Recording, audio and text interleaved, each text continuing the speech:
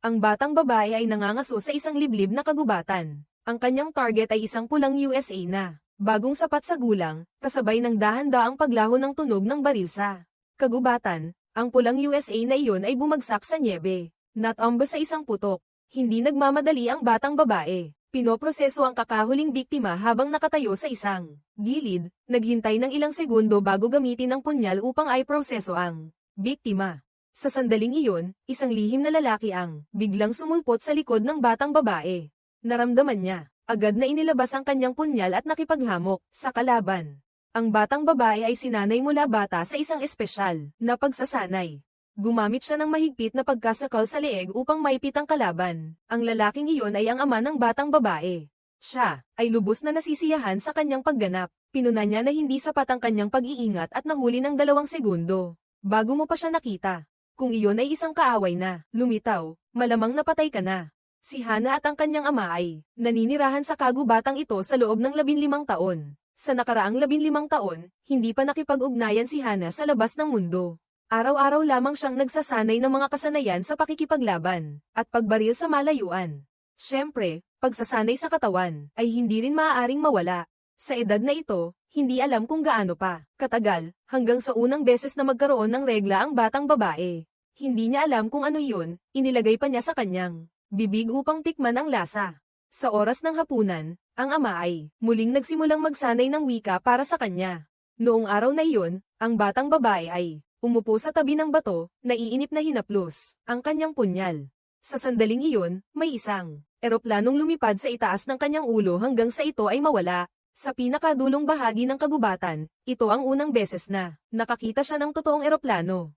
Noon, narinig lamang niya mula sa mga kwento ng kanyang ama. Kaya't mabilis siyang tumakbo patungo sa direksyon kung saan lumipad ang eroplano hanggang sa makalabas siya ng gubat at humarap sa isang kagubatan ng pino.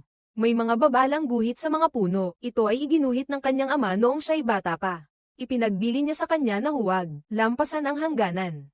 Bakit hindi ako makadaan? Ang mga pulang guhit, sinabi ko sa iyo na hindi ito ligtas.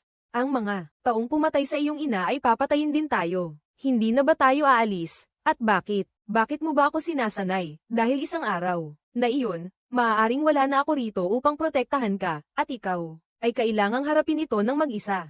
Si Hana ay tumayo ng mahabang panahon. Sa harap ng babalang guhit, pinili niyang bumalik sa dati niyang daan. Ngunit dahil sa kanyang edad, siya ay pagre-rebelde. Siya ay labis ding mausisa tungkol sa labas ng mundo. Naisip niyang tumakas ng isang beses, huwag lang mahuli ng kanyang ama. Kaya muli siyang bumalik sa harap ng babalang guhit upang hindi mag-iwan ng mga bakas ng paa. Umakyat si Hana sa puno. Sa unang pagkakataon, ginawa niya ang paglabag sa utos na huwag lampasan ang babalang guhit. Ang pagsasanay sa buong taon ay nagbunga. Sa sandaling iyon, isang iglap nang dumampi si Hana sa lupa, hindi niya nakalimutang lumingon. Matapos tiyakin na hindi lumitaw ang kanyang ama, lumabas siya ng kagubatan. Sa paanan ng bundok, may isang magtotroso na nagtatrabaho. Umalingaw-ngaw ang tunog ng lagaring makina, kaya agad na itinaas ang kanyang pag-iingat. Nagmasid siya mula sa likod ng isang puno. Pagkatapos ng mahabang sandali, nang kumpirmahin niya na ang kalaban ay nagpuputol lamang ng mga puno. Dahan-daang lumapit si Hana sa harap ng magtotroso. Ito ang unang beses na nakakita siya ng ibang tao, maliban sa kanyang ama. Napansin siya ng magtotroso. Kinawiin siya ni Hana. Bata, naliligaw ka ba? Saan ka galing? Walang anuman doon. Nanatiling tahimik si Hana, hindi humimik. Tahimik na tiningnan ang magtotroso. Ang magtotroso ay nahulang malamang gutom na si Hana, kaya kinuha niya mula sa kanyang dibdib ang 2 pakete ng sneakers, at sinabing pumili si Hana ng isang lasa. Nang makitang walang reaksyon si Hana, ang magtotroso ay pinunit ang isang pakete at ibinigay kay Hana. Ito ang unang beses na kumain si Hana ng merienda. Ang lasa ay masarap. Ang magtotroso ay nagngangalang Avo. Nais niyang makipagkaibigan kay Hana. Maingat niyang hinawakan ang kanyang daliri, hindi niya sinabi ang kanyang pangalan. Napag-isip ni Avo na baka may problema si Hana, kaya gusto niyang tawagan ang kanyang ama upang tumulong. Ayaw ni Hana na madamay sa walang saysay na gulo, kaya agad niyang inagaw ang telepono niya. Ang kakaibang pagkilos ni Hana ay naging dahilan upang isipin ni Avo na siya ay baliw. Pakiusap, huwag mong sabihin kaninuman. Ang ingay ng makina ay nagulat kay Hana. Pagdating niya sa bahay, napakagabi na, hindi siya nang ahas tumingin ng diretso sa kanyang ama. Ibinaba niya ang isang kuneho, at nagtungo na sa kanyang silid. Alam ng kanyang ama na nilabag ni Hana ang utos na pagbabawal, ngunit tinanong pa rin niya kung saan siya nagpunta. Si Hana, nagsinungaling na pumunta siya upang manghuli ng kuneho. Iyan ba ang tinatawag mong pangangaso? Tinawag kita, hindi mo narinig. Palagi kitang naririnig. Marahil ay pinili kong hindi marinig.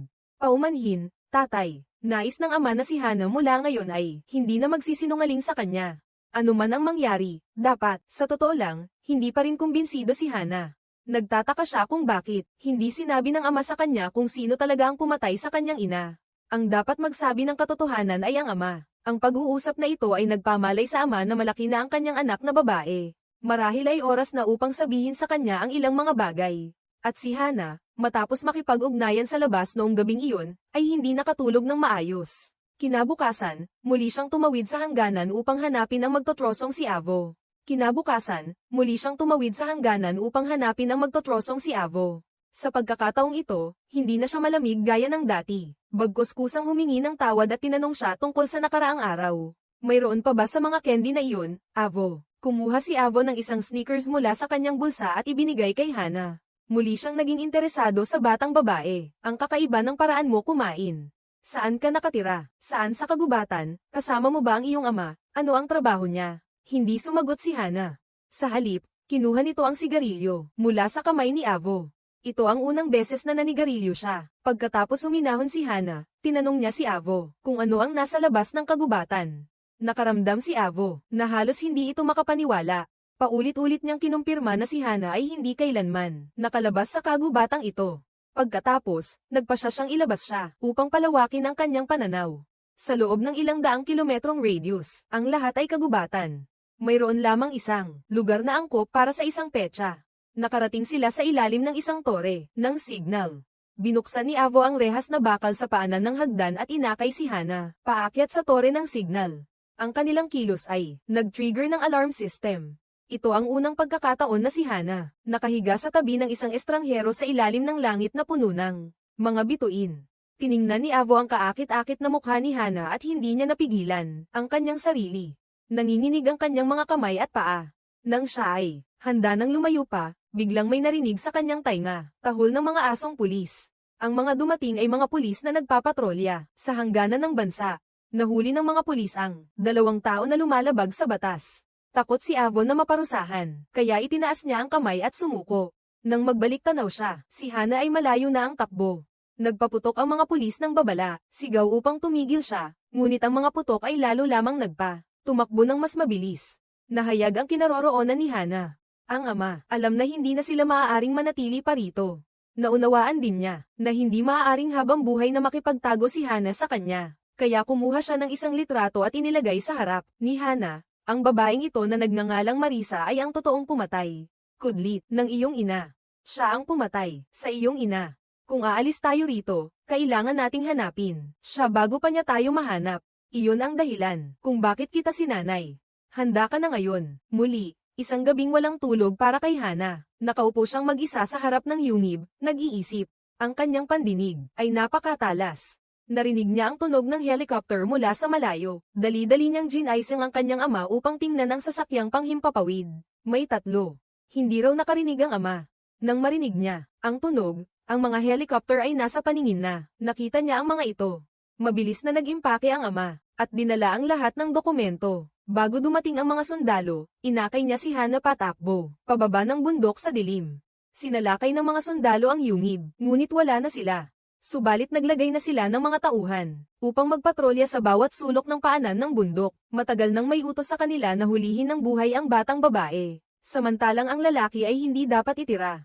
Ang boses mula sa radyo ay malinaw na narinig ni Hana. Sila ay nasa paligid natin. Nararamdaman ko ito. At totoo nga, ang ibang mga sundalo ay palapit na sa direksyong ito. Sila ay maghihiwalay.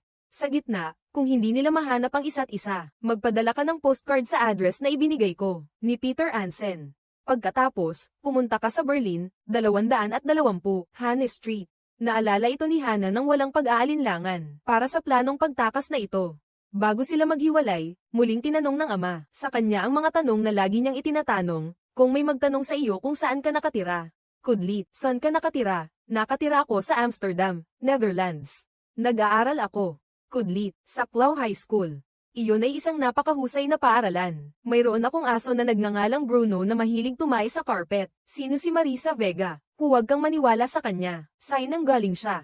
Umalis ka na. Kinuha ni Hana ang radyo ng sundalo at tumakbo papunta sa kabilang direksyon, papunta sa kanyang ama upang makatakas sa lugar. Sa mga sandaling iyon, mula sa radyo ay biglang narinig ang mga salitang, "Knock-a-lock na ang target." Isang sniper ang nakatutok na sa ama.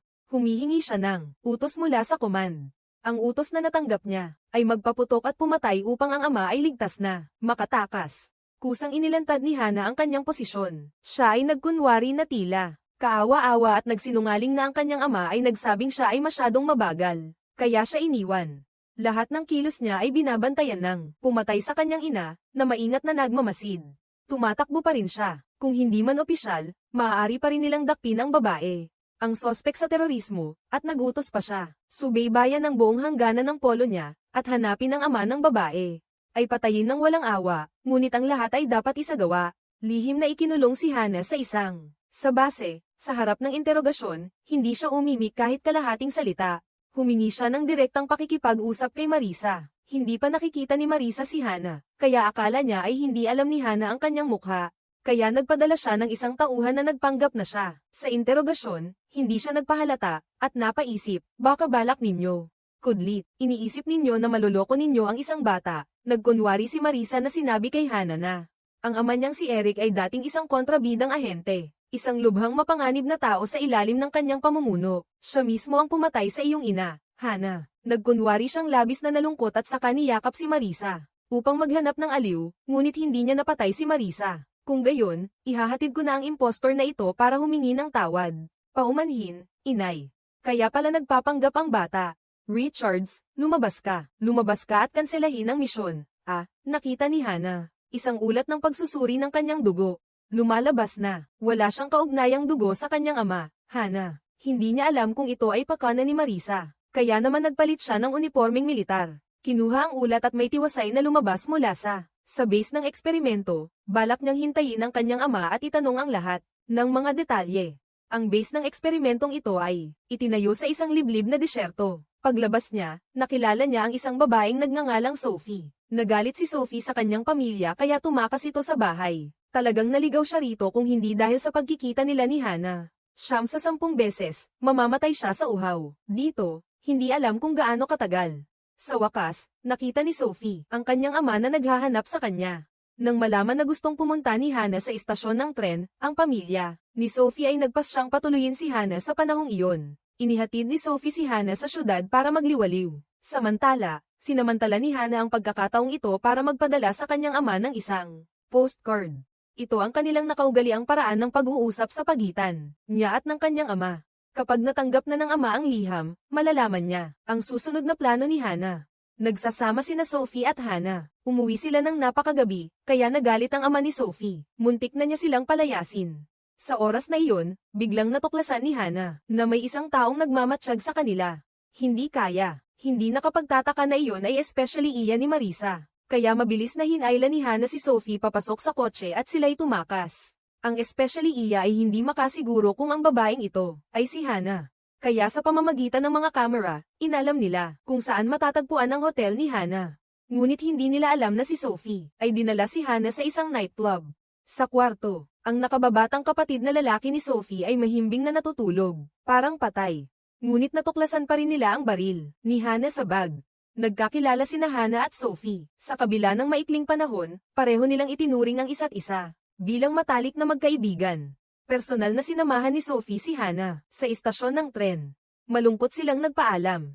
Sa sandaling iyon, natuklasan ni Hana na siya ay sinusundan. Dahil ayaw niyang madamay si Sophie, bigla siyang nagalit sa kaibigan at sinabing, "Umalis ka na, ako. Kudlit, ayoko kang nandito. Hana, nahuli namin ang iyong ama. Dapat kang sumama sa amin." Siya, sino siya? Sinabi na sa iyo. Hana, nang hindi man lang nagpaputok, agad siyang tumalikod at tumakbo. Papasok sa istasyon, at dahil sa napakabilis niyang kilos, tumalon siya. Sa tren patungong Berlin, numero 224, ang Berlin ay ang tagpuan nila ng kanyang ama. Ngunit, lumipas ang ilang araw, at wala pa ring bakas ng kanyang ama. Dahil walang ni sentimo si Hana, napilitan siyang magnakaw ng mga merienda sa supermarket. Minsan nakikipaglaban pa siya para sa pizza, kasama ng mga ligaw na aso at mga basagulero sa kabilang kalye.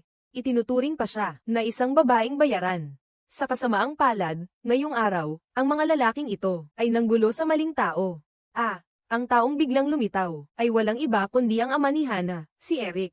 Ang dahilan kung bakit huli si Eric ay dahil nakipagkita siya sa ilang matandang kaibigan. Kaya nakaramdam si Hana ng kaunting pagkadismaya na para bang siya ay hindi kasing halaga ng kanyang mga kaibigan. Kaya nga ba't siya, talaga bang walang kaugnayan sa dugo sa kanyang ama, ng gabing iyon? Si Hana ay mahimbing na natutulog nang bigla siyang gisingin ng kanyang ama. Hindi sinabi sa kanya kung saan sila pupunta. Sinabi lang niyang sumakay si Hana sa kotse, at pupunta sila kung saan ang sabi niya. Umupo si Hana sa kotse upang magbantay. Kung may anumang kakaibang kilos, siya ay bumusina bilang senyales. Bakit hindi ako makakasama? Mas mabilis ako kaysa kanino man. Pero tatay, dahil sinabi ko, malamig na. Isinara ang pinto ng kotse at saka pumasok sa isang madilim na maliit na kagubatan. Sila ay pumutol ng bakal na rehas at pumasok sa isang taguan ng armas. Mula sa mga automatikong rifle hanggang sa mga granada at shotgun, mayroon silang lahat.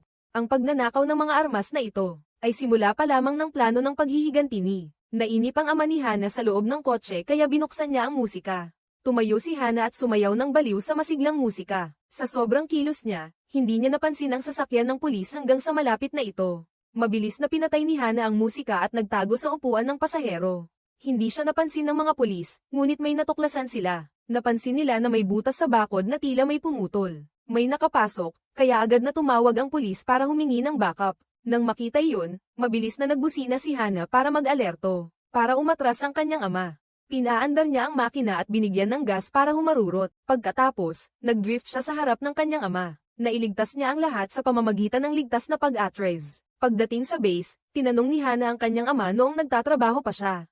Para kay Marisa, ano ang trabaho mo? Mayroon kang. Kaya hindi niya sinabi kay Hana. Sinabi lang niya na matulog ng maaga.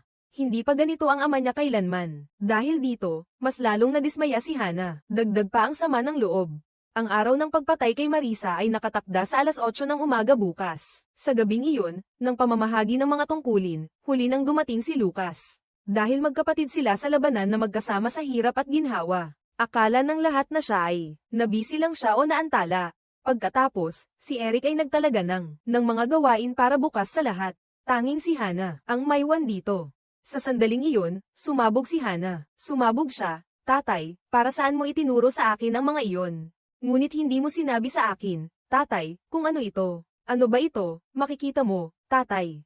May kapatid ka ba? Hana, kaya mo bang paunlarin ang aking empatiya? Sinasanay mo ako, na parang isang makina, tapos sasabihin mo, na wala akong magagawa. Bakit? Sasabihin mo sa akin, sa akin. Sa madaling panahon, dadalhin kita sa isang lugar, na pinakamaganda, at ipapaliwanag ko ang lahat. Ngunit bago, una, kailangan kong patayin si Marisa Vega. Naintindihan mo ba? Kinuha ni Eric ang lighter, at sinunog ang ulat ng DNA. Dahil sa loob, sa kanyang puso, matagal na niyang itinuring na anak na babae si Hana. Bakit mo ginawa iyon, tatay? Ang kilos na ito, ng iyong pagtatago ay nagtaksil sa iyo, kaya nagsimulang maghinala. Sa araw ng operasyon, galit pa rin si Hana sa kanyang ama. Napansin ni Eric, na masama ang kanyang loob, kaya umupo siya sa tabi niya. Upang aliwin siya, sinabing ginawa niya ito dahil sa ayaw niyang mawala si Hana. Sa sandaling handa na ang kanyang ama na umalis, si Hana, hinawakan niya ang kanyang ama. Sinabi niya, kagabi. Kudlit, nakita niya ang takot sa mga mata ni Lucas, katulad ng isang fox na alam na mamamatay na ito. Si Hana ay isang tao na binago ang gene, lahat ng kanyang kakayahan ay higit na malayo sa karaniwang tao. Bago umalis, pansamantalang binago ni Eric ang kanyang isip, at tinawag si Hana upang sumama sa misyon. Sa wakas ay napangiti si Hana. Si Eric, noong una ay nagplano na pumasok ng palihim sa hotel upang patayin si Marisa. Ngunit may napansin si Hana na kakaiba sa loob. Bakit? May 3 taong pumasok sa gusali, isa, sa kotse sa kabilang kalsada. May dala silang baril. Alam ni Eric, si Lucas ang nagtraidor sa kanya, kaya binago niya ang plano. Pinarada niya ang kotse sa basement parking. Pagkatapos, bumaba siya ng kotse. Kailangan niyang makipagkita kay Lucas saglit. Si Lucas, nakatanggap ng balita na sa hotel ay walang nakitang nakapasok. Nang makita niya si Eric na sumulpot dito, ang ekspresyon ay malinaw na hindi natural. Hindi binunyag ni Eric ang kanyang kapatid sa labanan na kasama niya sa hirap at ginhawa kaagad. Ngunit sa kanyang mga salita ay tila nagpapahiwatig kay Lucas, na, alam ko nang ipinagkanulo mo ako. Nang umalis siya, niyakap pa rin niya si Lucas, kahit na ano pa ang mangyari, mananatili kang pinakamatalik kong kapatid. Sa parehong oras, lumitaw ang mga tauhan ni Marisa na ipinadala sa headquarters ni Eric. Ang kanilang misyon ay hulihin si Hana ng buhay. Sa kasamaang palad, hindi nila ito nakuha. Habang naghihintay, samantala, nakatanggap si Marisa ng mensahe mula kay Lucas, na nagsasabing si Eric ay lalabas na mula sa loob. Si Marisa ay isang Amerikana, ayon sa batas ay hindi siya maaaring magpaputok sa teritoryo ng Germany, ngunit walang pakialam si Eric, kaya, makakatulog ba siya ng payapa, ang nabaril na patay. Ito ay si Lucas na nakasuot ng jacket ni Eric. Si Lucas ay huminto sa gilid ng bangin, ginamit ang kamatayan upang protektahan ang kapatiran. Pilit ng mga tauhan na pumasok sa bar at hindi nila nakita si Eric. Mabilis na tumingin sa paligid si Marisa at nakita si Eric na lumitaw sa kabilang kalsada. Pagkatapos, siya mag-isa, hinabol siya. Sa pagkakataong ito, dapat niyang i-corner si Eric. Pumasok si Eric sa isang hotel at knock-out ang dalawang gwardya sa pamamagitan ng dalawang suntok. Pagkatapos ay naghagis ng smoke grenade, sinadya, upang lumikha ng kaguluhan. Habang tumatakas, nakita niya, sa TV ay pinalalabas ang balita tungkol sa nationwide na paghahanap sa kanya. Samantala, hindi rin idol ang kanyang mga kasama. Sinadya nilang hilahin ang isang pulis na humihingi ng tulong upang makaakit ng atensyon. Habang si Dieter naman ay binuksan ng pinto ng kotse at inihagis isang granada sa loob. Sinundan ni Marisa ang isang maliit na eskinita. Nakita niya na si Eric ay dinakip ng dalawang pulis. Kaya nalantad siya. Susunod, ang kapalaran ng isang mataas na ahente ng Amerika. Kukunin niya ang operasyong ito, ngunit hindi niya inaasahan. Ay mahuhulog sa bitag ni Eric, ang mapagpasyang labanan ng mga natabunang alitan. Pagkalipas ng 15 taon, sa wakas ay nagsimula na. Ang mamamatay tao ay nakatanggap ng tawag mula sa kanyang direktang superior na si Marisa. Si Marisa, inutusan siyang pumunta sa liwasan sa loob ng isang oras. Sa liwasang Prague, pumunta sa pinakasikat na kafe at maghintay. Medyo nakakalito ito para sa mamamatay tao, ngunit sumunod pa rin siya. Masunurin siyang pumasok sa kafe, ngunit hindi niya nakita. Nasaan si Marisa? Akala niya ay huli ito, kaya umupo siya sa tabi ng bintana, umorder ng kape, at sa oras na ito ay tumunog ang telepono. Tumunog muli ang telepono. Bumalik sa kotse, sige, lalabas ako. Ikaw, demonyo, ano ito? Nag-hang up si Marisa. Nainis ang mamamatay tao. Ayaw niya, lalo na ang pagtawanan ng iba, ngunit dahil mababa ang kanyang katayuan, tiniis na lang niya ang sama ng loob. Sa pagkakataong ito, hindi siya sumakay sa kotse, ngunit tumawag siya pabalik kay Marisa at nagsinungaling na nasa kotse na siya. Gusto niyang malaman kung ano talaga ang ginagawa ni Marisa. Inutusan siya ni Marisa na sumakay, at sinabihan ng driver na paandarin ang sasakyan. Hindi na kaya ni Marisa ang kanyang sarili. Nahulog siya sa kamay ng pangkat ng paghihiganti. Ang tawag na ito ay isa ring bitag na itinakda ni Eric. Nais niyang malaman mula sa mamamatay tao na ito ang mas maraming impormasyon tungkol kay Marisa. Gusto niyang, ano ang gusto niya? Nais niyang sabihin mo sa akin ang lahat na alam mo tungkol kay Marisa Vega. Si Eric ay nagplano na pagkatapos patayin si Marisa ay isasama si Hana upang mamuhay ng isang buhay na malaya. Ngunit sa halip, ginawa ni Marisa na siya ay naging isang kriminal na hinahanap ng internasyonal na batas. Kailangan lang na lumabas siya dito ay nasa panganib siya anumang oras nang mawalan ng buhay, ngunit may karagdagang alas si Eric, dahil natutunan niya mula sa mamamatay tao na iyon, ang address ng bahay ni Marisa. Kailangan lang niyang magutos, isang tawag, at ang pamilya ni Marisa ay tuluyang mawawala sa mundo. Ang pamilya ay palaging kahinaan ng isang tao. Alam na alam ni Eric kung ano ang bagay na hindi kayang mawala ni Marisa. Hiniling niya na bawiin ang international arrest warrant pagkatapos maghanda ng eroplano para sa kanya upang makalabas sa lungsod na ito. Kapag ang mga mahal sa buhay ay ginawang sangla, walang pagpipilian ng isang tao kahit gaano pa siya katatag. Pumayag si Marisa sa kahilingan ni Eric. Inilabas ni Eric ang baril sa harap mismo ni Marisa at pinatay ang mamamatay tao sa isang putok. Ang paglabas ng baril ay isang babala. Marisa, huwag kang magloko. Pagkatapos, gamit ang telepono ng mamamatay tao, tumawag siya. Isang tawag. Ang sumagot ay si Cap. Si Cap ay isang opisyal, mataas na opisyal ng CIA at superior din ni Marisa. Nakipagkita si Marisa sa kanya, sa kafe. Ang lumitaw sa harap ng kamera ay si Jen, isang miyembro ng pangkat ng paghihiganti. Ang kanyang tungkulin ay bantayan si Marisa upang maiwasan ang anumang masama. Saan ka pupunta? Hinahanap ka ng mga pulis ng Germany. Nasa akin si Eric Heller. Iningatan ko siya sa isang ligtas na lugar. Si Heller ay may hawak na mga sikretong impormasyon. Hindi natin kayang ipagsapalaran na dalhin siya sa CIA at hayaan ang gobyerno ng Germany na makisangkot sa usaping ito. Sa palagay ninyo, ang sensitibong impormasyon na binanggit ni Marisa ay ang Genetic Modification Project. 15 taon na ang nakalilipas, ang proyektong ito ay palaging isinasagawa ng lihim. Narinig ninyo na noong taong iyon ay may isang taong nagdala ng isang batang babae mula sa laboratorio. Kung gayon, ang magnanakaw ng batang iyon ay si Eric. Tungkol naman sa kung totoo ang balitang ito o hindi, pag-uusapan natin mamaya. Itanong ninyo kay Marisa, ano ang susunod? Kailangan ko ng iyong pahintulot para sa isang flight ng extradition ngayong gabi. Ang warrant ng Interpol ay kailangang alisin sa 18:00 oras. Walang sundalo ng Germany o Amerika o anumang puwersa ng intelligence ang naruroon sa airport. Alam mo, iyon. Wala akong autoridad para dyan. Sige, umalis na tayo. Ngunit sa diskusyong ito, bukod sa minamatyagan si Marisa, may naka-attach na bag sa kanya. Si Eric. Akala niya lahat ay nasa kanyang palad, ngunit si Marisa, matagal nang palihim na nagpadala ng distress signal sa inyo. Si Marisa, hindi kailanman umiinom ng kape, ngunit ngayon ay, sadya siyang umorder ng kape at sinabihan kayo, na inumin ang kape. Ang kakaibang kilos na ito ay nagdulot ng pagdududa sa kanila. Maaaring hindi pa nahuli ni Marisa si Eric. Sa halip, si Eric ang kumokontrol kay Marisa. Kaya ano ang gagawin natin? Bigyan na lang natin siya ng eroplano. Ibigay ang hinihiling niyang eroplano. Aalis ito ng 6:00. Kailangang nasa airport si Eric, maaga. Bago umalis, inutusan niya si Rudy na maghintay ng tawag ni Marisa. Kapag kumpirmado na ang tawag, patayin si Marisa. Nais niyang tuluyang wakasan ang pagtugis kay Hannah, para sa permanenteng kaligtasan. Habang si Eric ay nagmamaneho papunta sa airport, ginamit ni Rudy ang telepono ni Marisa upang tawagan kayo. Papunta na kami. Naririnig ba ninyo? Malinaw ang naririnig namin. Ang Cape ay naghihintay sa iyo sa eroplano.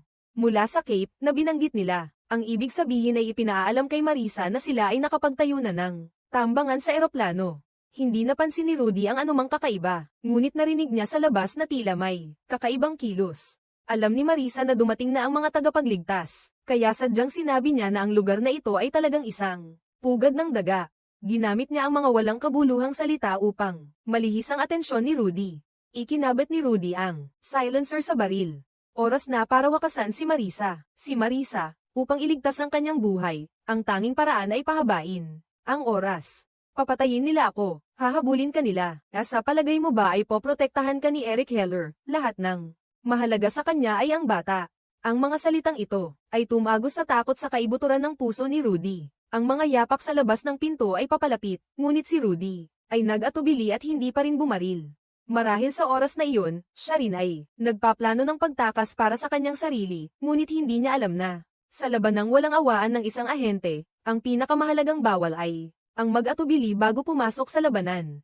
Isang segundong pag-aalinlangan ay naging panapos na sa buhay niya. Inakala ni Marisa na ang mga darating upang iligtas siya ay ang kanyang mga kakampi, ngunit ang humarap sa kanya ay ang kanyang matinding kaaway, na si Jerome. Paano natuklasan ni Jerome ang lugar na ito? Malalaman natin ang sagot sa misteryong ito mamaya. Samantala, si Eric ay dinala si Hannah sa paliparan. Sunod-sunod na nagpaalam sa mga miyembro ng koponan at pagkatapos ay ihahatid si Hannah upang maghanda, sumakay sa eroplano. Ngunit sa sandaling iyon ay tumigil si Hannah. Sa ngayon, nais niyang linawin ang isang bagay. Ang tunay na ama niya, sa huli, ay sino, kung hindi sasabihin ngayon. Nang malinaw, tiyak na hindi siya sasakay ng eroplano. Dito tayo. Bumalik tayo sa nakaraan, sa umaga ng kahapon, ang araw kung kailan binalak ni Eric na hulihin si Marisa ng buhay. Laging nais ni Eric na protektahan si Hannah mula sa pagiging sangkot sa labanang ito. Kahit na isinama niya siya noong magsasagawa ng aksyon. Ngunit mula nang bumaba siya ng sasakyan upang makipagkita kay Lucas, hindi na siya bumalik, sa halip ay pansamantalang ipinagkatiwala siya kay Dieter. Si Dieter ay isa ring kasapi ng koponan. Hindi sanay si Hannah na maging pabigat kaya sinabi kay Dieter na dalhin siya sa kanyang ama sandali. Sinabi ni Dieter na si Eric ay abala ngayon. Pinayuhan si Hannah na magpahinga muna, magdamag. Nang hating gabi, natuklasan ni Hannah na palihim na lumabas si Dieter ng bahay mag-isa. Hinala niya na napakalamang. Napupunta ito upang makipagkita kay Eric. Kaya tahimik siyang sumunod. Nakita niyang binuksan ni Dieter ang sasakyan. Kaya pumulot siya ng bakal sa lupa at binasag ang salamin ng kalapit na sasakyan. Ang nakakabinging ingay ay agad na nakatawag ng atensyon ni Dieter. Si Dieter ay tumingin lamang upang alamin kung ano ang nangyayari. Hindi niya nalock ang sasakyan. Sinamantala ni Hana ang pagkakataon upang makapasok sa kotse sa kabilang pinto. Kasabay nito, nagkaroon ng pagkaantala si Dieter. Tumingin si Dieter sa basag na bintana ng sasakyan sa pinangyarihan at hindi napansin ang kainahinalang tao. Nakaawa siya sa may-ari ng kotse sa loob ng 3 segundo at pagkatapos ay nagpatuloy na lamang. Pagkatapos ay bumalik sa kanyang sasakyan upang maghanda. Napuntahan si Eric. Hindi niya namalayan na si Hana ay nasa likurang upuan. Nagmaneho si Dieter papunta sa isang bakal na gate. Ang sumalubong sa kanya ay si Jen. Pagkapasok nilang dalawa, saka binuksan ni Hana ang pinto, at lumabas ng sasakyan. Ang bakal na gate na ito para kay Hana, ay parang dekorasyon lamang. Hindi niya kailangan ng kahit kaunting pagsisikap, upang makatalon sa kabila. Ang hinala ni Hana, ay hindi nagkamali. Talagang pumunta rito si Dieter upang makipagkita kay Eric. Nagtago siya sa isang tagong lugar at nakita niyang ibinigay ni Judy. Ang bagay na ipinagkatiwala ni Eric kay Dieter sa isang supot. Itinatago nito ang huling trump card ni Eric, at ito rin ang sikreto tungkol sa pinagmulan ni Hana. Pagkatapos, palihim na pumasok si Hana sa basement. Narinig niya ang usapan ng kanyang ama at ni Marisa. Sinabi niya kay Hana kung gaano karami. Sinabi ko ang lahat ng kailangan niyang malaman. Alam ba ng bata kung sino ka? Hindi. Hindi kailangang malaman ng bata. Hindi siya karapat-dapat na malaman iyon. Hindi sinasadyang nataman ni Hana ang katawan ng mamamatay tao. Isang mahinang ingay ang narinig na ikinagulat ni Eric at agad siyang naging alerto. Ito ang totoong kakayahan ng isang ahente. Kahit ang pinakamaliit na senyales ay hindi makakalusot sa kanya. Kung si Rudy ay naging maingat, kahit kalahati lang ng pagiging maingat ni Eric, hindi sana siya nasorpresa ni Jerome. Sa kalaunan, nabigo ang kanyang misyon at napatay sa labanan. Buong tapang na tumakbo si Hana patungo sa labasan. Mahigpit siyang hinabol ni Eric mula sa likuran. Hinahanap kung sino ang nakapasok. Tumalon si Hana sa bakal na gate. Sa sandaling tumalon siya, hindi niya napansin na napunit ang kanyang balat sa bakal na rehas. Nang makarating si Eric, si Hana ay nawala na. Nakita lamang niya ang isang bakas ng dugo na naiwan sa bakal na rehas. Ang taong nakatakas sa ilalim mismo ng kanyang ilong. Wala siyang ibang maisip kundi si Hana. Sa pagtakas niya, agad siyang nahuli ng camera sa intersection. Ginamit din ni Jerome ang footage mula sa camera na ito upang sundan siya. Ang mga bakas ay humantong sa kinaroroonan ni Marisa noong araw na iyon. Nang maglaon, natagpuan ni Hana ang bundle ng mga gamit sa bahay ni Dieter. Tatay, anong lihim ang nakatago dito na labis mong pinahahalagahan? Sa loob ay isang folder. Ang folder ay naglalaman ng birth certificate ni Hana. Ang kanyang ina ay nagngangalang Johanna. Si Eric ay ang tagapag-recruit lamang ng ina ni Hana. Napasinghap siya at mabilis na tiningnan ang pangalan ng ama. Tatay, ang nakalagay sa pangalan ng ama ay hindi kilala. Malinaw. Bumagsak ang kalooban ni Hana. Lumalabas na. Tatay, lagi mo akong dinadaya. Marahil ang sinabi ni Marisa ay totoo. Si nanay ay pinatay niya. Namatay siya. 6:00 ng gabi nang ihahatid siya ni Eric papunta sa eroplano. Sa wakas, hindi napigilan ni Hana. Pinilit niyang umamin si Eric. Tatay, sa papel ay wala naman iyon. Anong ibig sabihin? Hindi ka ba talaga kong ama? Siyempre, ama mo ako. Makinig ka, anak, makinig ka. Kailangan nating umalis. Pinatay mo ba ang nanay ko? Siyempre hindi. Ako ay nagmahal sa iyong ina. Sa gitna ng kagipitan, inamin ni Eric ang kay Hana ang kwento ng nakaraan na natutulog sa loob ng 15 taon. 15 taon na ang nakalipas, si Marisa ay namamahala sa isang proyekto ng pagbabago ng mga gene na hindi makatao. Gumamit sila ng napakaraming mga sanggol para sa lihim na eksperimento upang makagawa ng serye ng mga babaeng mamamatay tao na mahusay lumaban at madaling kontrolin. At ang mga batang babae na nabigo sa eksperimento ay sisirain nila ang katawan, buburahin ang mga ebidensya. Sila ay dalubhasa sa pager recruit ng mga mahihinang kababaihan, nangangako na magbabayad ng malaking halaga pagkatapos manganak, kukunin ang sanggol para sa eksperimento. Si Eric noong siya ay may pananagutan sa pager recruit para kay Marisa. Ang ina ni Hana ay isa ring biktima na kanyang ni-recruit, ngunit pagkatapos manganak kay Hana, bigla niyang binago ang isip, hiniling kay Eric na ibalik ang anak. Hindi niya alam na siya ay nakikipag-usap sa sino. Kalimutan mo ang bata, Kakaanak mo lang. Bumalik ka sa buhay mo. Maghanap ka ng lalaking. Tiningnan ko ang mukha ng sanggol. Narinig ko ang pag-iyak nito. Ang sanggol ay akin. Akin ito. Diyos ko, pakiusap tulungan mo ako. Si Eric ay maaga nang nagkaroon ng tunay na damdamin para sa ina ni Hana. Sawang-sawa na siya sa trabahong tumutulong sa mga kaaway. Kaya siya, lihim na kinuha si Hana mula sa laboratorio. Ang proyektong pagbabago ng lahi ay isang pinakamataas na lihim ng bansa. Si Marisa ay mahigpit na nagbabawal sa sinuman na ibunyag ang bagay na ito. Kaya nagpadala siya ng mga sundalo upang habulin si Eric. Ang ina ni Hana ay nataman ng bala ng gatlang sa ulo at namatay agad sa lugar. Upang itago ang kanyang kinaroroonan at hindi matuklasan ni Marisa, si Eric ay pinasabog niya ang kotse, itinanghal ang eksena ng kanyang sariling maling kamatayan. Mula noon, nawala siya ng tuluyan mula sa paningin ni Marisa. Ang pagtakas na ito ay tumagal ng 15 taon. Dinala ni Eric ang lahat ng katotohanan kay Hana. Ang mga itinatago at kasinungalingan sa nakaraan at lahat ng mga ginawa ay para lamang maprotektahan si Hana. Hindi inaasahan na ang paraang ito ng pagprotekta ay nagdulot ng sugat sa kanyang puso. Hindi matukoy ni Hana ang mga salita ni Eric kung alin ang totoo at alin ang hindi. Kasabay nito, nagkaroon siya ng paglaban sa kanya. Sa sobrang galit, siya ay sumugod, patungo sa dilim ng hindi lumilingon. Nawala siya. Ang biglaang pag-alis ay nagpabigla kay Eric, ngunit ang mga siren ng pulis sa likod niya ay naging mas pinag-alala siya. Natakot siya. Tumawag siya kay Rudy ngunit ang sumagot sa kabilang linya ay ang malamig na boses ni Jerome. Paumanhin. Kudlit, kumusta? Ako si Jerome Sawyer. Tapos na ang lahat. Eric, akala niya ay walang butas ang kanyang plano. Hindi niya inaasahan na sa huli ay mabibigo siya, matatalo ng lubusan. Nakita ni Hana na dinakip ng pulis si Eric. Sa sandaling iyon, siya ay nasaktan ng halos hindi makahinga, ngunit, sa kabila nito, hindi siya lumingon. Hakbang-hakbang siyang nawala sa makapal na dilim. Dinala ng kasamahan si Eric sa paliparan, nang marinig ang putok, agad siyang umikot para tumulong. Si Jen ay nagpaputok ng tuloy-tuloy upang takpan ang mga kalaban, habang si Dieter ay dinala si Eric sa trunk ng kotse. Sila ay humarap sa ulan ng bala, buong tapang, pumasok sa kulungan upang iligtas si Eric. Isang umaga, na maaraw, habang si Eric ay nag-insayo para gumaling.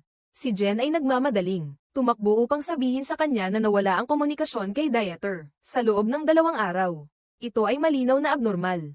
Ang sinabi, hindi pa natatapos, si Jen ay binaril at natamba. Ang pinagtataguan ni Eric ay alam lamang nina Jen at Dieter. Namatay na si Jen. Ito ay nagpapatunay na ang taksil ay maaaring si Dieter. Ginawa ni Eric ang lahat upang makatakas sa paghabol. Ngunit sa pagkakataong ito, ang kalaban ay handa, kahit ang pinakamahusay na ahente ay hindi makaliligtas. Mabilis na napalibutan si Eric ng mga ito sa lahat ng panig. Hinarang siya sa itaas ng hagdan nang biglang lumitaw si Dieter. Sa tabi ni Jerome, hindi siya nagpakita ng galit. Masyadong kilala ni Eric ang kapatid na ito na kasama niyang humarap sa kamatayan. Kung hindi siya itinulak sa sukdulang kagipitan, hindi siya magtataksil, at may dalang pighatang hindi maipahayag.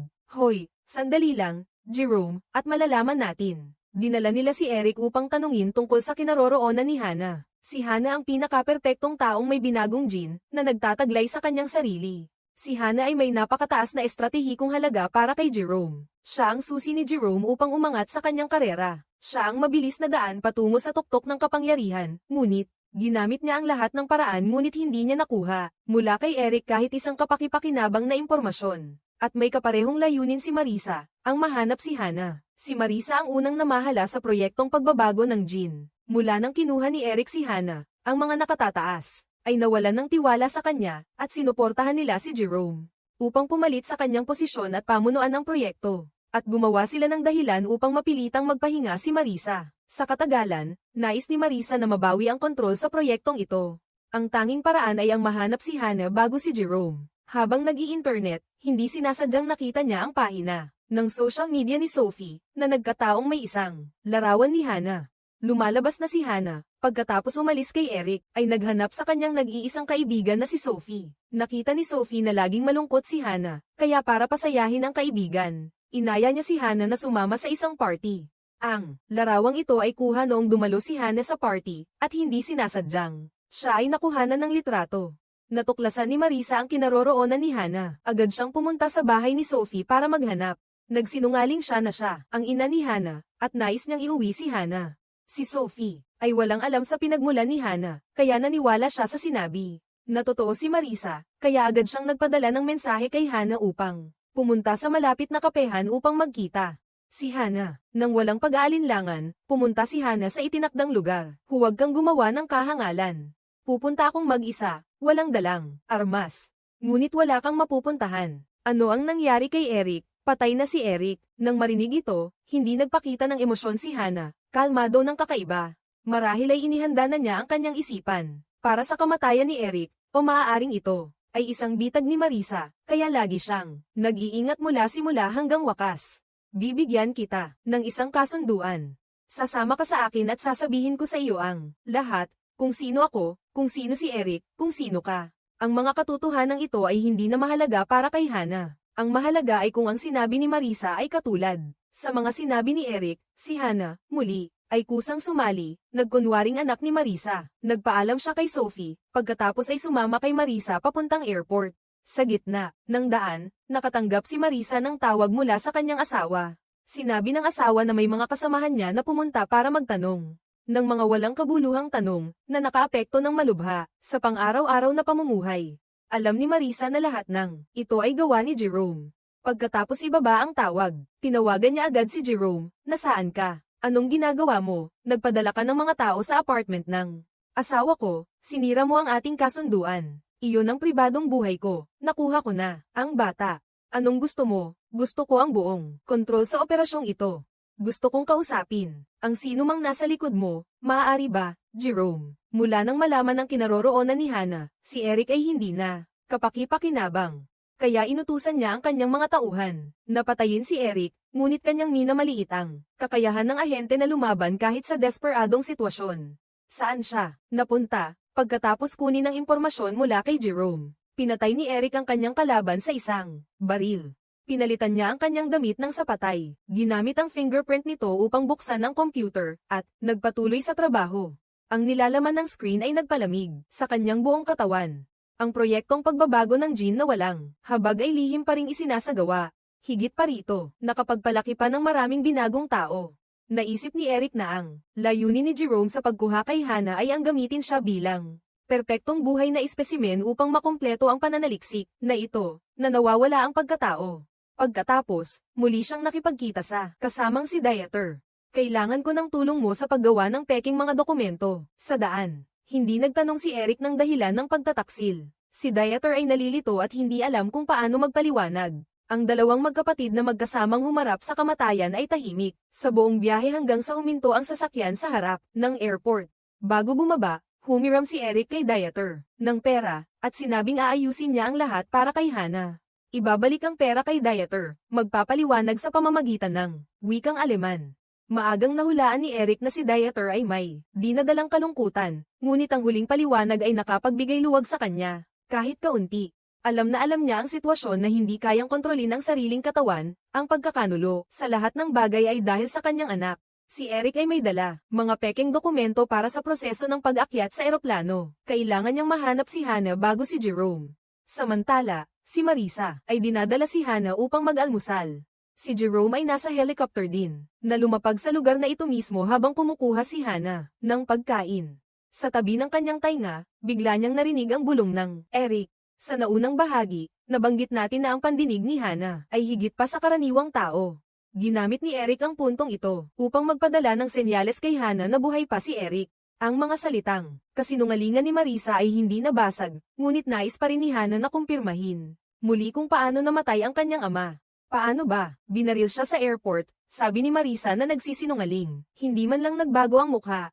Sa sandaling ito, sa wakas ay naunawaan ni Hana na sa airport, lahat ay mga katagang nagmula sa puso ni Eric, ngunit siya ay sumunod kay Marisa papasok sa elevator.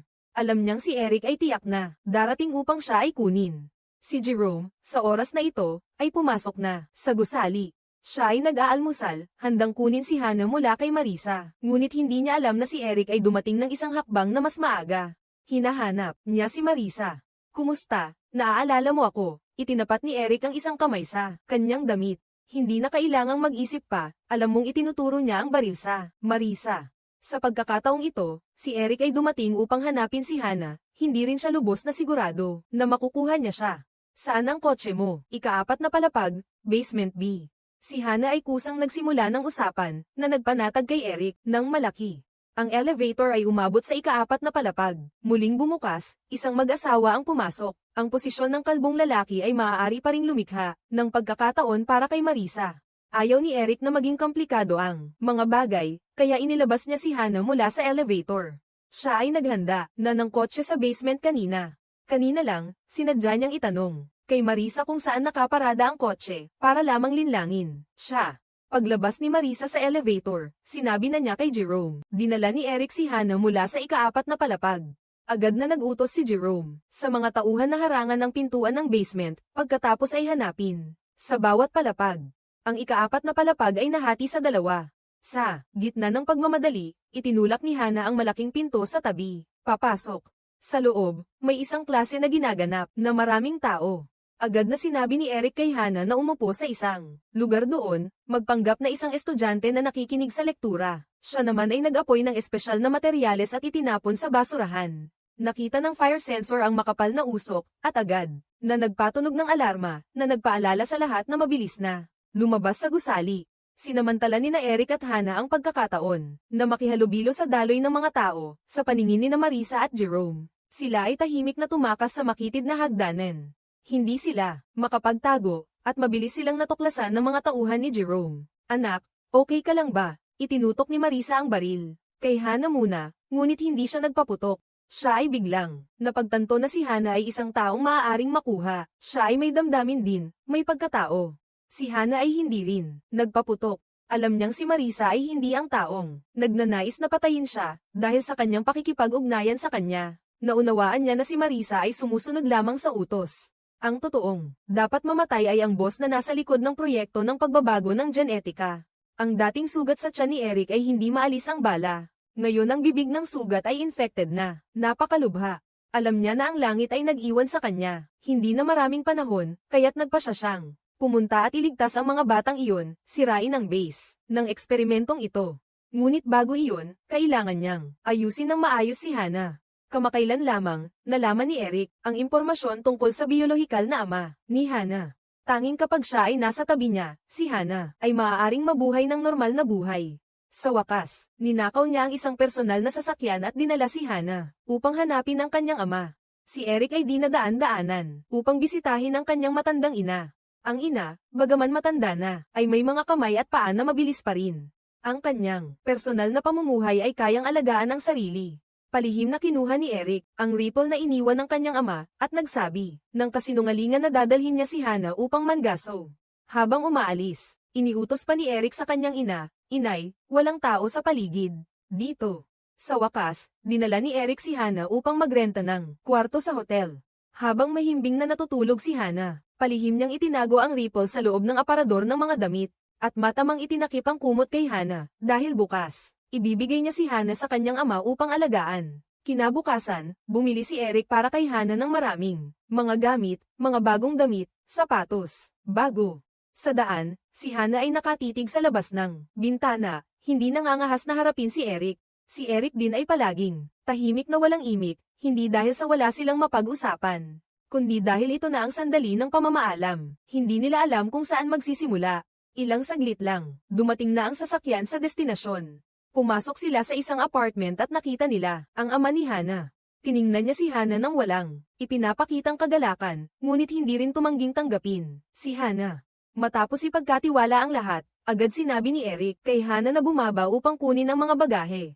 "Tatay, saan po kayo pupunta? Para mabigyan kayong dalawa ng privacy."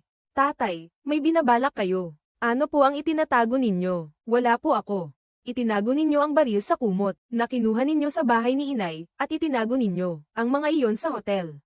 Anak, ligtas ka rito. Siya ay mabuting tao. Hindi po ba ako maaaring makasama ninyo? Kailangan kong gawin ito. Pangako ninyo po na kayo ay babalik." Nag-alinlangan si Eric, hindi sumagot. Alam niyang na ang pag-alis na ito ay tunay na pagpapalim, ngunit bago. Dahil sa malapit nang umiyak si Hana, pumayag siya, pagkatapos ay tumalikod at umalis nang hindi na lumingon. Pagbalik sa hotel, sinimulan ni Eric ang paghahanda para sa kanyang huling hakbang.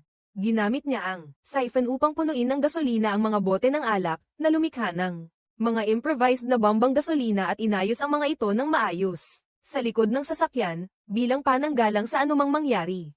Nang matapos ang lahat, bumalik siya sa kwarto at sinuri ang kanyang mga personal na gamit. Sa sandaling iyon, ang telepono sa kwarto ay biglang tumunog.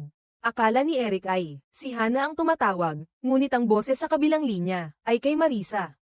Binalaan ni Marisa si Eric na si Jerome ay may mga tauhan ng nakaabang sa base mula pa kanina. Kung gusto mong mamatay, sige, pumunta ka doon. Bakit? Biglang nagbago ang panig ni Marisa at piniling tulungan si Eric. Dito, balikan natin ang nakaraan ng kaunti. Balik sa araw na kinuha ni Eric si Hana. Itinutok ni Marisa ang baril kay Hana ngunit hindi niya pinutok.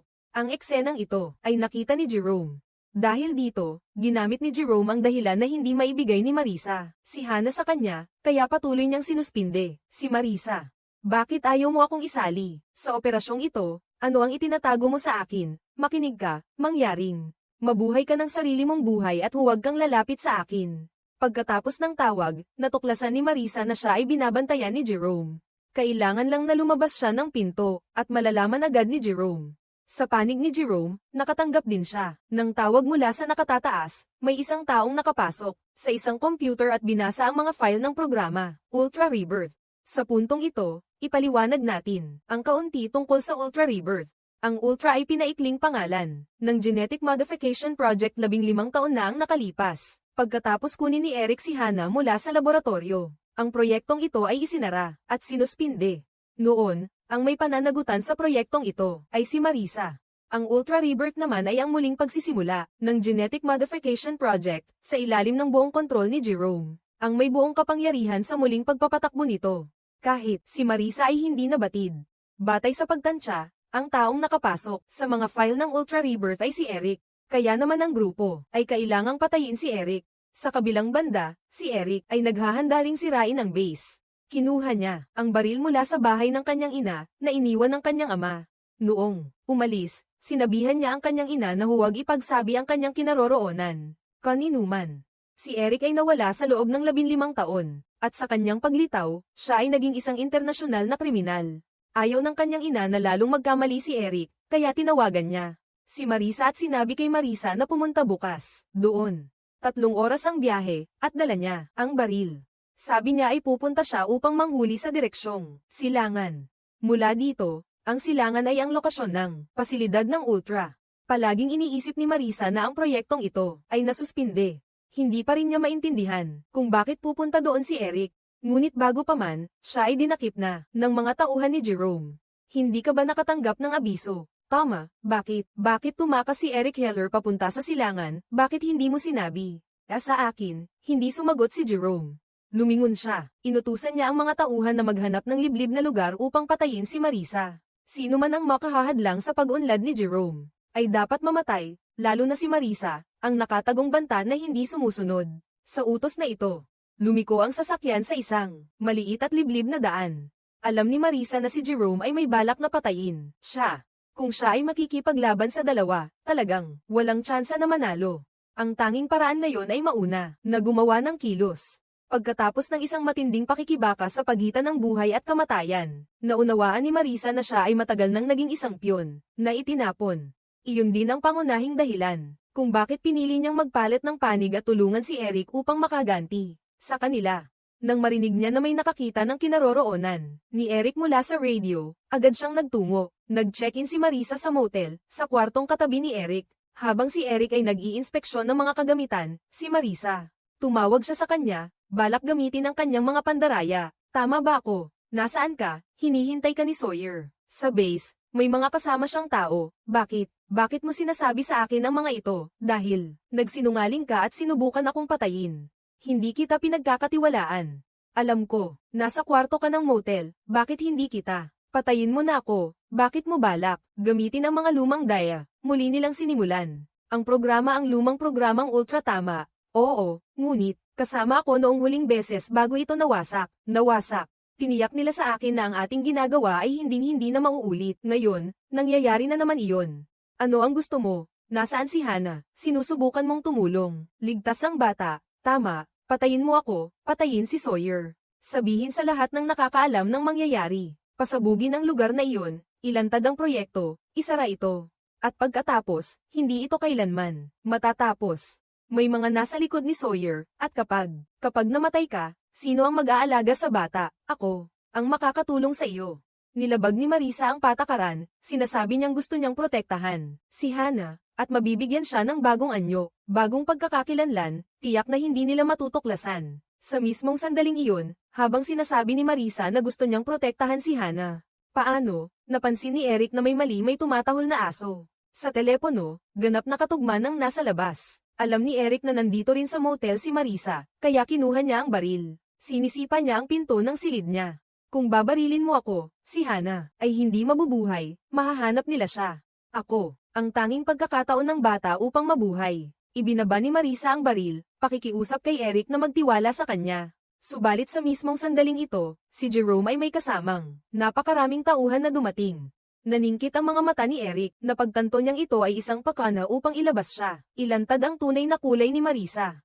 Dapat ko nang malaman. Hindi ko alam. Ngunit si Eric ay naipit sa putukan, papasok sa sulok ng pader sa labas ng pinto.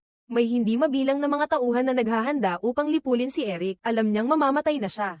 Sa sandaling ito, piniga ni Hana ang gas, sinira ang bitag ng kamatayan. Tinalikuran niya ang tinatawag na mapayapang buhay. Nagpasya siyang mabuhay at mamatay na kasama si Eric.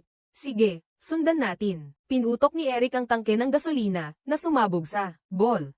Sa wakas, matagumpay na nakatakas ang mag-ama. Nakatakas sila sa pagtugis, papunta sa isang liblib na lugar na may mga bakas ng mga yapak ng tao upang doon magpagaling.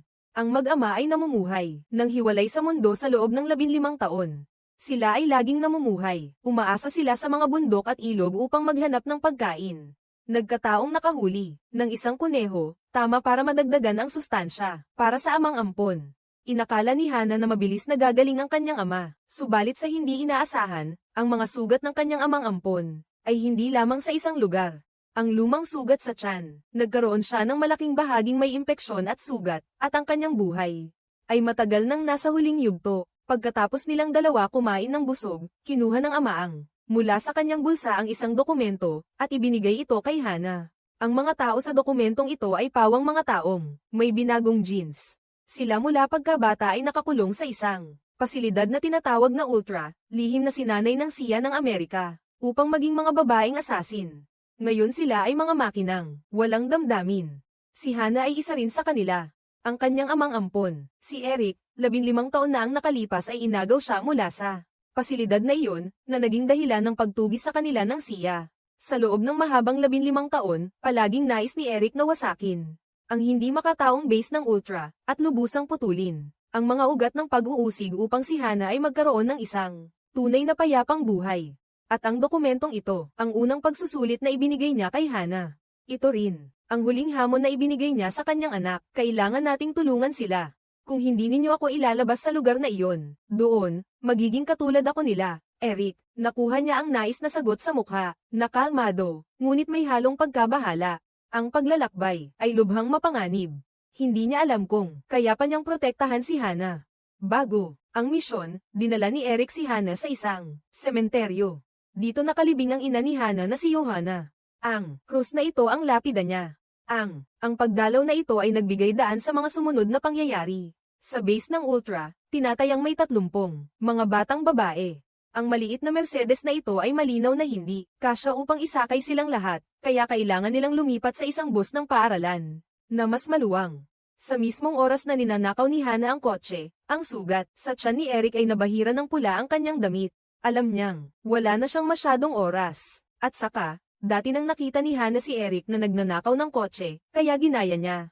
Kasunod ng matagumpay na pagsabog, tunay nilang natutunan ang lihim na pamamaraan ng kontrabidang ahente na si Eric. Tumawid sila sa kagubatan at lumiko sa isang liblib na maliit na daan kung saan ito ang likurang bundok ng Ultra Base. Kung ikukumpara sa 15 taon na ang nakalipas, walang malaking pagbabago. Ang tanging pagbabago ay ang dagdag na bakod at isang lobo. Nakakita ng mga estranghero na papalapit, sabay na tumahol at sumalakay patungo sa kanila.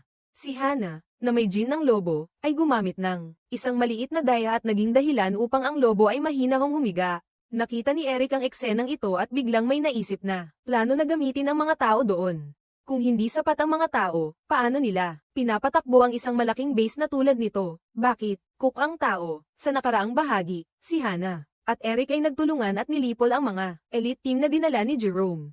Lubos itong nawasak. Ang pinuno na si Jerome ay pinatay rin ni Marisa, at ang pangalawang tagapamahala ng base ay walang kaalam-alam. Kaya hindi sila nakapagpadala ng mga reinforcement sa oras na nagbigay sa mag-amang dalawa ng pagkakataon upang makapasok. Isang pambihirang pagkakataon. Si Eric, sa kanyang alaala ng 15 taong nakalipas, pamilyar sa daan, kaya nakarating siya sa lugar kung saan nakakulong ang mga batang babae, ngunit ang lugar na ito ay walang tao. Saka ito ay nakakatakot na tahimik. Naiwan sila dito ng isang segundo pa ay dagdag panganib. Sa oras na ito, nakarinig si Hana ng kakaiba dahil sa kanyang matalas na pandinig. May tao sa kwarto, kaya agad siyang kumatok sa katabing pinto. Ang taong iyon ay nilock ang mga ito. Pagkatapos, ang dalawa ay kumatok sa bawat pinto, ngunit walang sumasagot.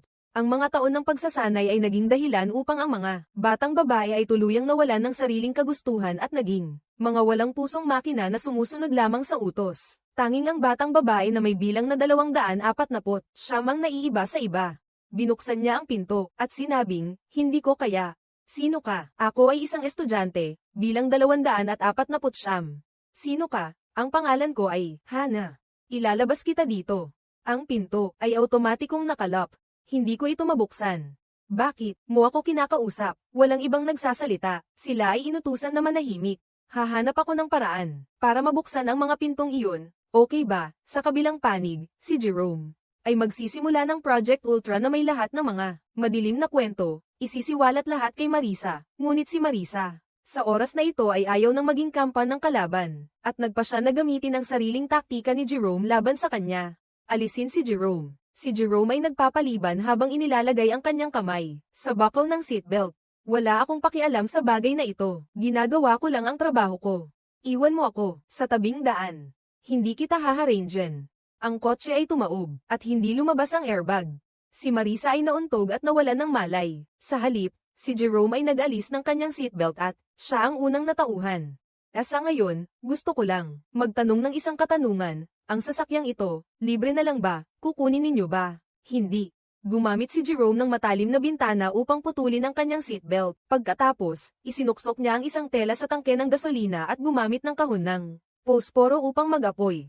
Nais niyang sunugin si Marisa na nasa loob pa rin ng isang kawalan ng malay.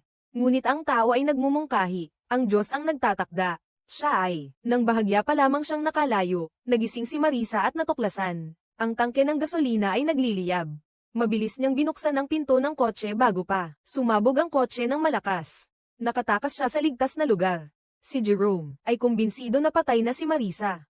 Humiram siya ng telepono sa isang magsasaka sa malapit at ipinaalam sa militar na mabilis na dumating upang tumulong sa base. Samantala, si Hana, na gustong pumunta sa control room upang buksan ang mga pinto, ay nahuli ng mga sundalo na nagbabantay sa base. Isang maikling putukan ang naganap. Dito mismo, ang commander ay nakatanggap ng utos na hulihin si Hana ng buhay, kaya siya ay nag-atubili.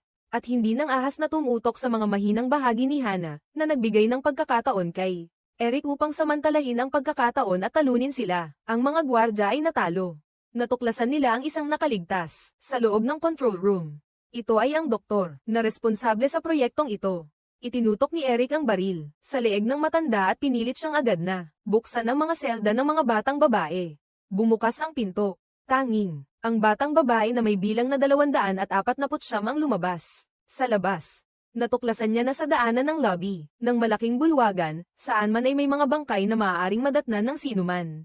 Sa ganitong sitwasyon, ang unang naisip ay tawagin ang kasama upang lumabas at tingnan kung ano ba talaga ang nangyayari. "Maaari na ba kayong lumabas?" Ang utos na buksan ang pinto ay hindi pa inilabas mula sa security control. "Isara ang pinto." "Salamat, ikaw na ang magsara," sabi ng 240. At sadyang itinulak pa ang pinto upang mas lumawak. Hindi alam ng 240 kung ang mga nanghihimasok ay kaaway o kaibigan. Siya ay lubhang mapagmatsyag ng marinig. Ang mga yabag, agad siyang pumulot ng baril upang ipagtanggol ang sarili. Ang mga dumating ay sina Hana at Eric. "Ikaw pala, anong ginagawa mo? Gusto kitang ilabas dito." Nang marinig iyon, dumiretso si Hana sa mesa ng mga dokumento. Sa may hagdanan, ginamit niya ang card ng doktor upang ma-access ang impormasyon. Mga dokumento tungkol sa pagkakakilanlan ng bilang 240. Siyam lumalabas na Clara ang pangalan niya. May nakasulat na pangalang Samira.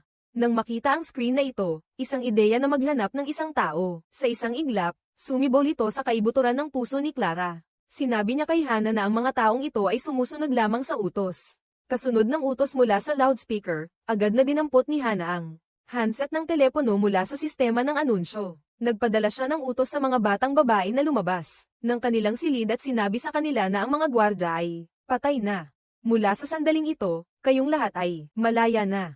Pagkatapos, sinabihan niya ang mga batang babae na sumunod sa kanya upang makatakas sa base. Sa mismong sandaling iyon, biglang may utos mula kay Jerome sa loudspeaker. Ito ay code 77. Isang utos para sa agarang pagtugon. Sino mang trainee na makaharap ang isang mananakop, ay dapat gumamit ng lahat ng kinakailangang paraan.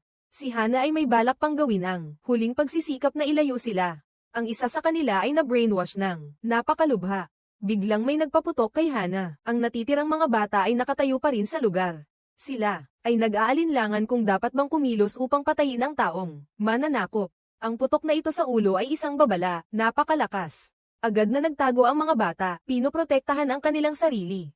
Lumiko patungo sa harap na pinto, handang isagawa ang pagtakas. Kahit anong sigaw ni Hana, hindi niya napigilan. Narinig ang mga yabag ng mga bata. Ang kulungan na iyon ay matatag. Ang pinakamatibay, hindi kailanman gawa sa mga bakal na bar, kundi ang pagsunod na nakaukit sa kaibuturan ng kanilang pagkatao. Hindi sila maaaring manatili ng matagal dito. Sila ay tiyak na kailangang umalis kaagad. Ang mga sundalong tumatakbo patungo sa mga dagdag na sundalo ay nahati sa dalawang grupo. Isang grupo ang pumasok sa base upang harangin at patayin ang mga mananakop. Ang isa pang grupo ay agad na nagpunta upang sunugin ang mga dokumento ng mabilis at isinama ang grupo ng mga taong may binagong gene upang umatras ng ligtas. Ang tatlo, kasama si Eric, ay napilitang umatras ng mga operatiba papunta sa training ground. Walang labasan dito. Ang lupain ay parang isang selyadong sako. Sa kabutihang palad, ang lugar na iyon ay may sapat na kagamitang pangproteksyon. Si Clara, bago pumasok ang mga sundalo, naglagay siya ng mga bomba sa paligid ng lugar. Pagtataguan. Lahat ay bomba na may timer. Pagkatapos, inihagis ang detonator kay Eric. Lahat ay handa na. Sa tamang sandali, ang tatlo ay nagtago sa likod ng kanilang pinagtataguan. Naghihintay na ang action team ay pumasok sa bitag. Sa mismong sandaling, palibutan sila ng mga sundalo, pinasabog ni Eric ang bomba. Ang action team ay nalipol, wala nang natira. Si Jerome sa likod ng monitor ay nagulat. Agad niyang inilabas ang lahat ng natitirang tauhan para sa huling pagharang. Matapos ang isang digmaang tulad nito, ang lumang sugat ni Eric ay tuluyang bumukas. Walang paraan upang tumayo. Ayaw niyang maging pabigat kay Hana. Ginamit niya ang natitirang lakas upang sabihin kay Hana na isama si Clara at umalis agad. 15 taon ng kabutihan at pag-aalaga ang tunay na nag-ugnay sa mga kapalaran ng dalawa. Nang mahigpit, paano iiwan ni Hana si Eric na nag-iisa? Upang makatakas, ang batang babae ay sumama kay Clara. Kinaladkad nila si Eric, na may malubhang sugat, dahan-daang lumakad palabas ng impyernong training ground na ito. Sa mismong sandaling si Clara, dumaan sa 7 bakal na pintuan, ang baril ni Jerome, ay nakatutok sa puso ni Eric. Dalhin mo ako. Kudlit, doon, maghintay ka sandali. Ang taong pumutok at pumatay kay Jerome, ay si Marisa. Iniligtas ni Marisa si Eric. Ang mga alitan at utang na loob, sa loob ng 15 taon ng dalawa ay naparito upang burahin. Ako na ang bahala dito. Sa wakas, si Marisa, ginamit ang telepono ni Jerome upang tawagan ng headquarters, sinabing si Jerome ay namatay sa bala ni Eric. Kasabay nito, binaril din niya ang isang kritikal na bahagi ng katawan ni Eric. Hindi magtatagal, mamamatay si Eric. Ibinaba niya ang telepono. Binaril ni Marisa ang sarili niyang hita. Gusto niyang gamitin ito upang mabawi ang tiwala ng headquarters, at mula roon ay pasukin ang loob ng kanila upang lubusang sirain ang hindi makataong proyekto ng genetic modification na ito. Alam ni Eric na hindi na siya mabubuhay ng matagal. Bago mamatay, hiniling niya kay Hana na ilibing siya sa tabi ni Johanna. Nais ni Eric na makapiling magpakailanman ang mahal niya. Ginamit ni Eric ang kanyang buong buhay ng paglalagalab upang ipagpalit para kay Hana ng isang ganap na buhay. Upang tulungan siyang mula sa isang paunang natukoy na kasangkapang pumatay na minamanipula. upang lumaki bilang isang babaeng may laman at dugo, na may kabutihan at tapang sa kanyang puso. Hindi siya nabuhay upang makita ang pagbagsak ng Ultra, ngunit, nagtanim siya sa mga puso ng dalawang batang babae ng apoy, ng kalayaan at kaligtasan.